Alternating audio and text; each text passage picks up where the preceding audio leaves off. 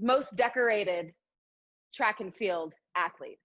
Like, that's a wild accolade for your Wikipedia page, girl. It's been a And the fun history book. journey. Listen, thank you for joining Hustlers at Home. Of course, everyone, this is Allyson Felix. It is my great honor to introduce her to the show. So you don't know this, Allyson, but when you won gold at the 2012 Olympic Games for the 200 meter, I was there. I had just left my What? law firm. Yes, I had just left my law firm job, and I was there with like a cracked iPhone, a hope and a dream to like do something in wellness and fitness. I was like, I'm just gonna interview these iconic athletes, as if that's so easy. But I remember being there, and I mean, of course, the energy of the stadium. I'm curious how it was for you to be like actually performing and competing, but like both yourself and Kara, who I'm now connected with, which blows my freaking mind. But it wasn't that really critical moment in my life that I was like, I was so inspired by the athleticism and the hard work and the integrity of the athletes that I was like, I just got to create my life. I just got to figure out how the hell to transition from law to whatever it is I'm doing now. So thank you for that, because Oh my gosh, little I love did that. you know that I was in I the know. stands. What a small world. No, I love that. I love your story, you know, just your path. It's so inspiring, and that is so crazy. I never knew that. Yeah, I wouldn't think that you would. You had bigger things going on. What does that feel like? Because for anyone who's not been in a stadium, you know, with what is it, upwards of 100,000 people or something, there's like before the gun goes off, there's like a pause, like it's like energetic, like silence, and then so what does it feel like to be on the receiving end of that? It's really crazy. I mean, I think when I go and I watch other people and compete and on that stage, I get so nervous because I think it's worse when you're watching because you absolutely have no control over anything. But when it's you, you know, and when it's what you've been doing for so long, you have like your routine and you have what works for you. And for me, London was really special because, you know, that was my third Olympics. And the first two games, I had silver medals to the same person. And so it was just a journey to get there. And so Yeah. going into it though, I felt like this calm, like just this peace. Like I had done everything I could to prepare. Like if this is not for me, then it's not going to be for me, but there's nothing left for me to do. So walking to the line, like I just felt like gratitude and peace and like this is where I'm supposed to be. And now like this is the fun part. Like I get to show the world what I've been working on. I put all this work on, and now it's like time to display it. But you can make the moment bigger than it is. You know, you got 21 seconds to not mess it up. Yeah, But, just a casual yeah. few years of training and 21 seconds. I mean, unbelievable. Oh my gosh. Yeah. So who were your heroes growing up? Sports or otherwise? Like who did you kind of lean on, either actually or figuratively? Yeah, I mean, I got a late start in sports. I mean, I started in high school. And so I was like doing basketball. I was super active. But I would have to say my parents, you know, my mom, she is the person that I saw day in and day out. And she was a teacher and just a hard worker in everything that she did. And so that was my first, you know, hero and role model. And then as I got into sport and started looking up to different people, Jackie Joyner-Kersee is someone Yes. who you know, not only this phenomenal athlete, phenomenal person, she's been a mentor, but just like actually cares, you know, like takes the time to see how I am as a person. And I just love her. And if I can like be like, just like her in any type of way, that's like amazing to me. Yeah, I mean, her legacy is so powerful. And even what she's doing now, I mean, it's like Yes. once you've had as many accolades as someone like yourself and Jackie Joyner-Kersee have had, you can kind of like, you think, oh, you just hang up your running shoes and call it a day. But no, she's like creating foundations and like, it's incredible. Yeah, definitely. You're speaking about your mom. Let's talk about mom swag. Mom swag is my favorite kind of swag, and you have a daughter and you glow, and I love your post about motherhood and just the honesty and candor that you've had really as an activist in this regard. I remember reading the op-ed post in the New York Times in May 2019 where you called out Nike for its lack of protection of pregnant athletes, of female athletes. And I remember, I think I actually read it on a Thursday. It might have been released on a Thursday in digital or whatever. I don't know, but I posted it all over social, and I was like, ring the alarm, because Allyson just put on her crown. What was that moment like before it was published, and then like when it was published? How was it Yeah. received? How did you feel? It was terrifying, like absolutely terrifying, because I didn't know what was going to happen. Like I was at this place where Kara had spoke out, Alicia had spoke out, and I just felt like I had to. Like I don't know what was going to happen. I was making this decision to walk away, but I didn't have anything I was walking away to. I was Mm, still planning to keep running. I wasn't sure. I have this family, and so I was scared. And such a powerful company, I wasn't sure what was going to happen. And so once I made that decision to speak, and then I wasn't sure like what the response was going to be, but I was overwhelmed. Like just women, an outpouring of um, women who have been in the same situation, have across all industries. And I don't think I was expecting to feel supported, encouraged, like I was doing what I was supposed to be doing. But so many women, just thanked me, and even other Nike athletes, that thank you for fighting for us. And so I felt like, okay, I'm in the right space, but there's so much more work, still to do. It's not a yes. Nike problem. Like this is across the sports industry. This is just working women in general. They should not be fearful to start a family. And so yeah, a lot of emotions, but ultimately, I feel like I did the right thing. I mean, like, amen. That kind of bravery makes waves, right? So not that everybody who's going to be impacted will necessarily be a professional athlete, but what if the person, has bravery to go to HR, has bravery to speak up for maternity Exactly. leave, or these little things move the needle. And I'm really grateful that to be alive in a time where women are owning that agency, and the world is responding. But yeah, a lot more work to do. So you have discussed on social media, uh, you know uh, about the Black maternity death rate and how it's 3 times higher, and what can you tell us about your perspective on that, or any involvement that you've had in raising awareness? Yeah, I mean, my eyes were really open. I think I knew like before even I gave birth to my daughter, like I had heard about the statistics about Black women. And so we're 3 to 4 times more likely to have complications or face death while giving birth. And I think I had heard about that, like I knew some of the things that Serena went through, but at the same time, like I just never imagined myself like going through anything like that. I'm a professional athlete. Like I know how to be healthy. I trained throughout my pregnancy. And so when I found myself in that situation, I again was just really scared. I felt like I didn't know what to do, like the resources or just the education. And so afterwards, I was just like, wow, I want to get the word out. Like, what can I do to fight for other women, to to help educate them, and to help them advocate for themselves, because that's really what it's about. So I got to go before Congress and share my story, and then start working with other organizations like March of Dimes, and Mhm. just organizations that provide resources within the community to educate and to help women like understand what a doula is and how that can help you, and just all of these things.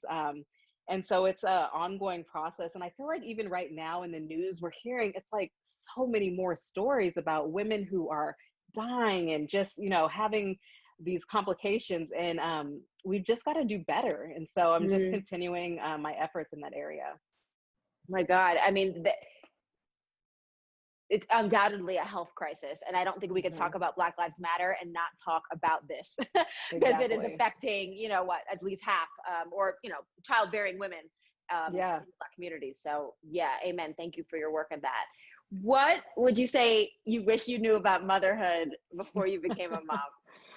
Oh my gosh. I felt like I knew, like, of course, I knew it was going to be hard, but like when you're in it, it's just a different, like, understanding of it. I don't know. It's just, I never imagined it would be this hard. Like, just, I think the balance of it all, like, trying to, like, that you're never going to get it right.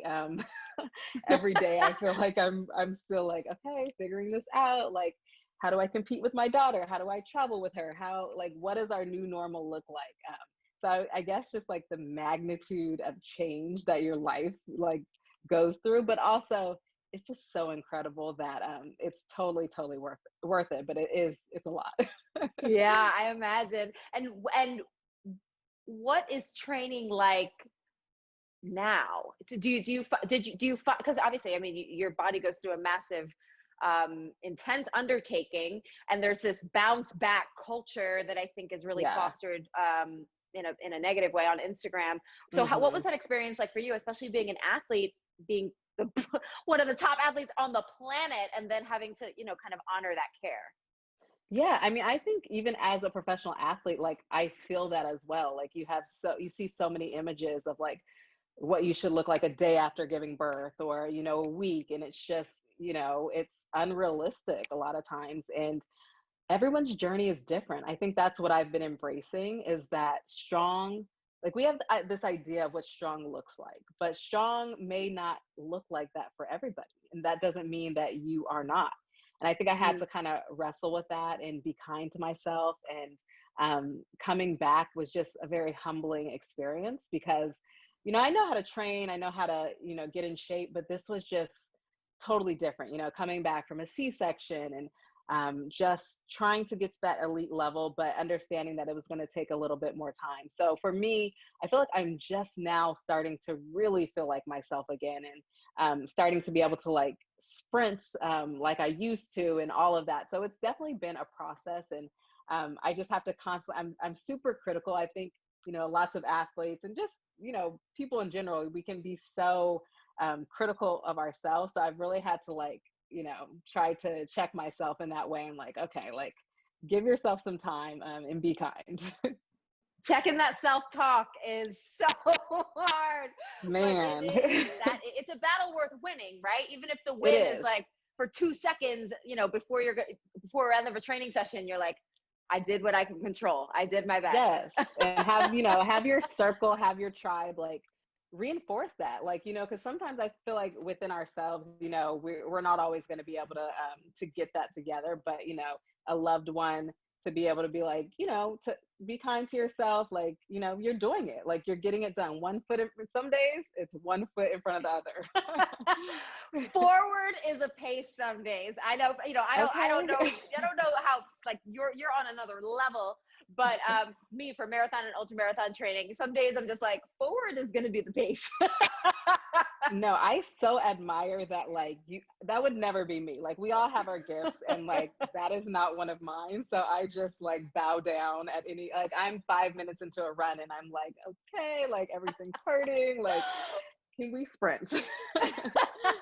Oh my God, it's incredible. So so your daughter is 1.5, right? Hmm. Hmm. Cameron, Yes. what kind of does she provide? And I think I know the answer to this, but I will ask, what kind does she provide any fuel to your motivation, to your dreaming, to your legacy building? Because I imagine, yeah, it has to. Yeah.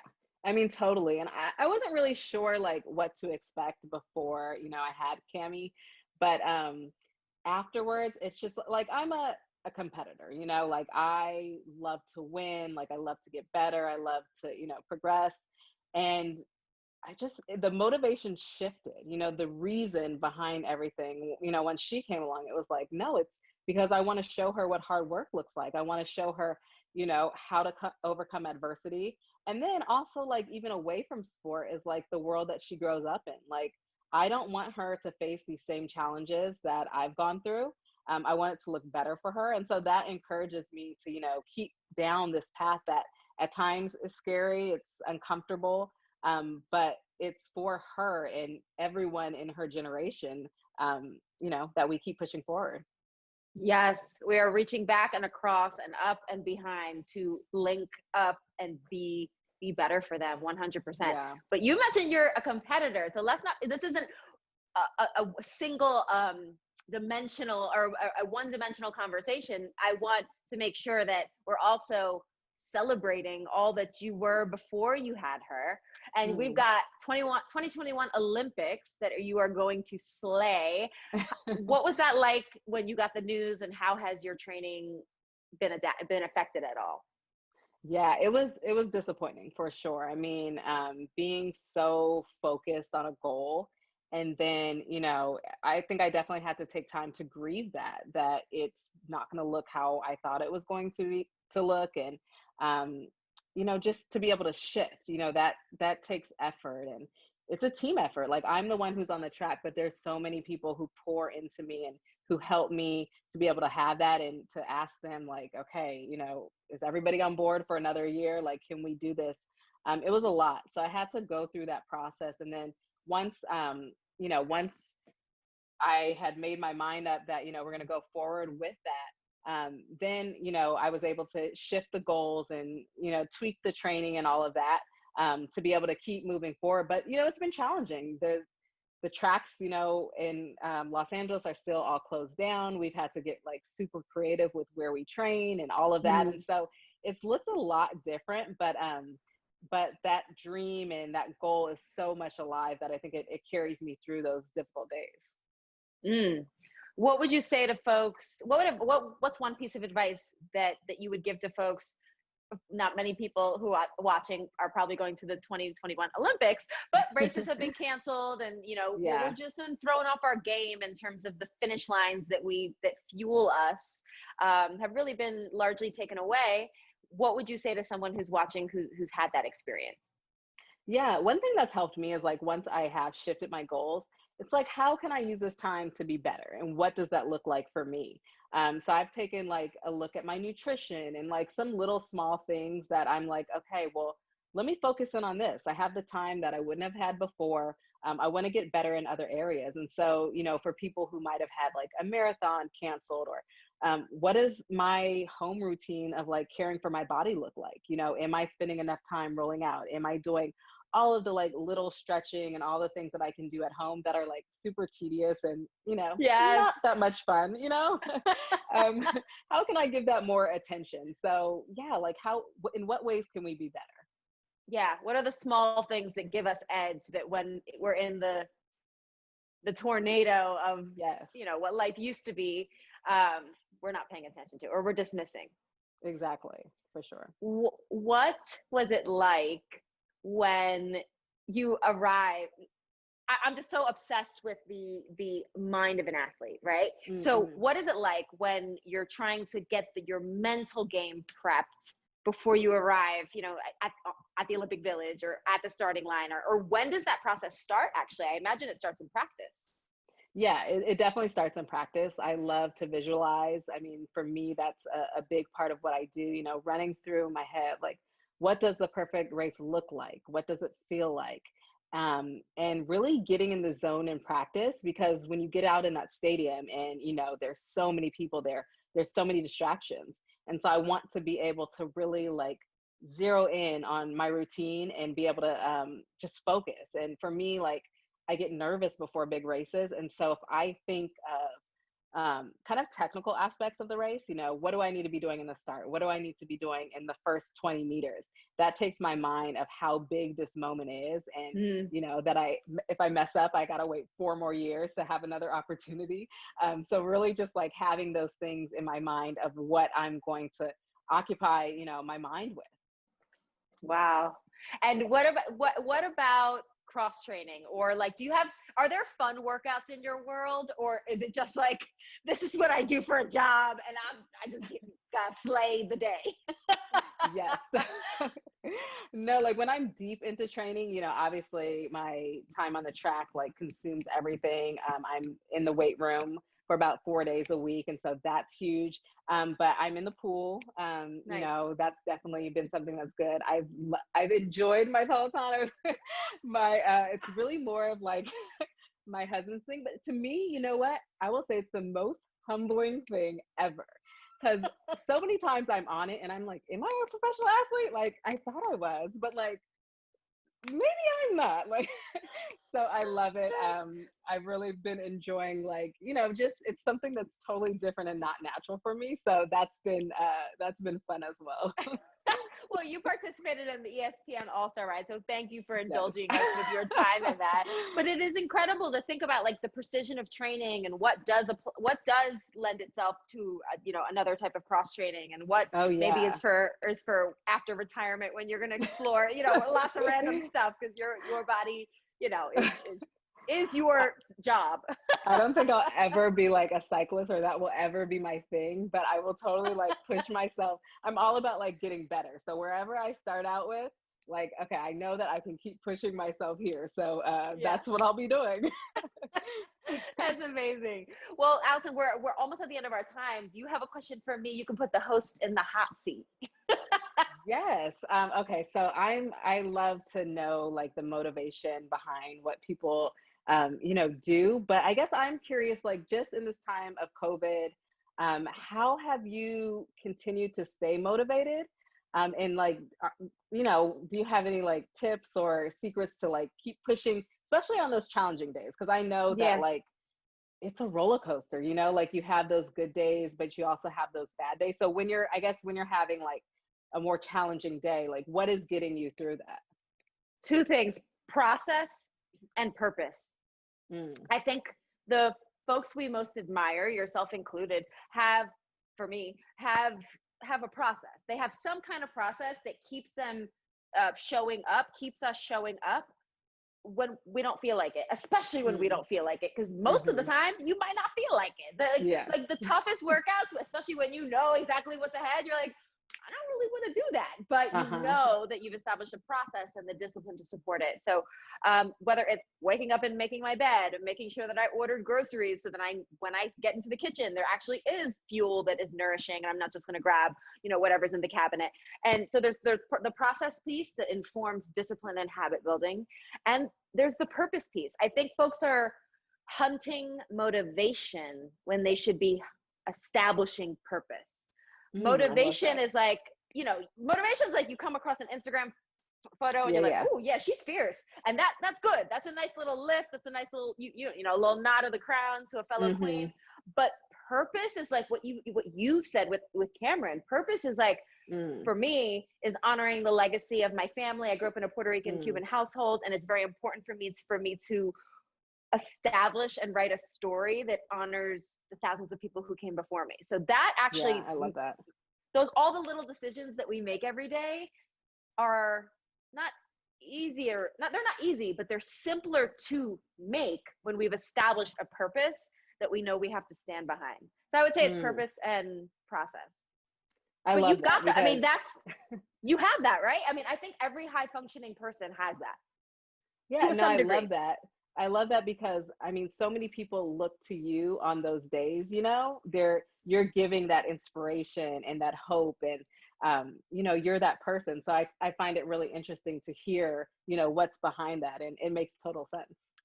Oh, thank you. Well, listen, thank you for taking the time. I know you are a busy mom, pro athlete, queen. You wear many, many crowns. So I really appreciate you taking the time with Hustlers at Home. Thank you for being a part not only of the Peloton family, but more broadly. I truly, truly believe like you are a living legend. I think we throw that around, and you are the living embodiment of that. So thank you for being you. Oh, you're far too kind. Thank you so much, Robin, for having me. Thank you, Allyson Felix. And where can folks find you in case they're not following you yet on Insta or on social? So I'm at AF85, and that's me on Instagram. Love it. Follow the queen. Let's watch her journey to the 21 Olympic Games. All right. Thank you, Allyson. Be well. Bye. Bye.